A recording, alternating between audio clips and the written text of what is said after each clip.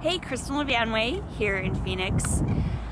I had a conversation with a friend of mine a couple days ago about success, and I think it really hits home these days with what people are dealing with when you talk about success and what it means.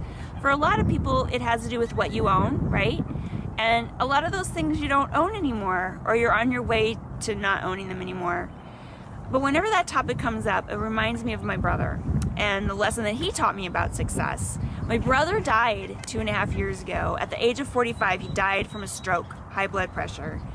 And he left behind a lot of friends and family members who loved him very, very much. My brother was not rich by any stretch of the imagination. In fact, I think broke would be a more appropriate description of his financial situation. He didn't have any money. But he was a very rich man. He was an extremely talented musician and has been in the music scene in South Bay, Torrance, California area where we were born and raised his entire life. So he knew everybody and everybody knew him. Very talented. So when he died, my sister-in-law invited me to deliver the eulogy, which I was happy to do. And the chapel was filled with all of these friends that he had made over his entire life who really just admired him and respected him and loved him very much. The chapel was actually filled and people were spilling out outside of the chapel to honor my brother. And then after the service, we had a wake at a venue on Redondo Beach Pier that had big glass windows that overlooked the ocean, and it was really, really beautiful.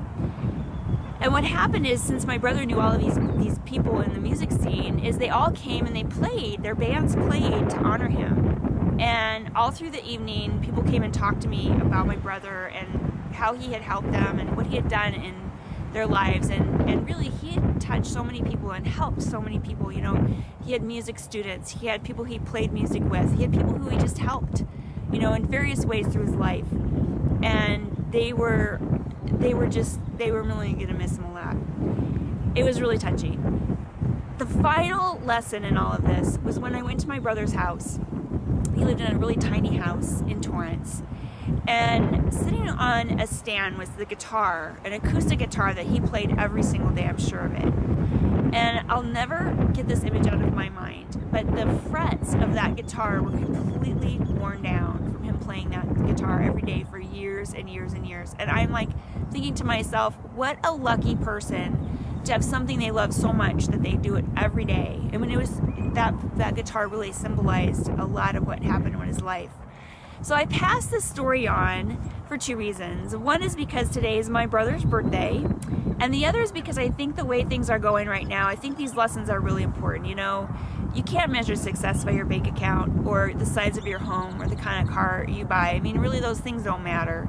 What really matters is what you leave behind, you know, what you're doing to touch other people that are around you, and what you're doing that you love to do. Everybody should have a passion. So I hope that this message brings a little something to you. I would love to hear your thoughts and comments. Shoot me an email at kristen@hereinphoenix.com and make it a great day.